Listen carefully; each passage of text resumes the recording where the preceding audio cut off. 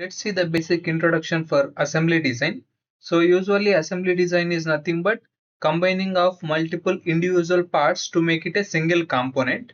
So in assembly design, we will be having here two types. One is bottom up approach and one more is top down approach. So first we will see what is meant by this bottom up approach means. So in bottom up approach, first we are going to create single individual parts in part design, and all these parts will be saved in one separate folder like this.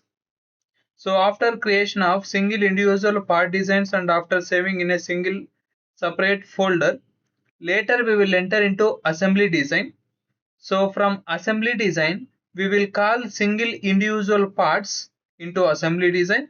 So here we will make it here assembly design. So this type of assembly we call it as bottom up approach, means from bottom level to up level we are coming like this. So that's why we call it as bottom up approach. Then again, if you see with top down approach, it will be reverse to that. It means in top down approach, directly we will enter into assembly design. Here only we will create part designs and here only we will make it assembly. This type of assembly we call it as top down approach or top down assembly. Now maximum companies they will be using this bottom up approach. Why? Because parts will be created separately. Later we can make it here assembly design.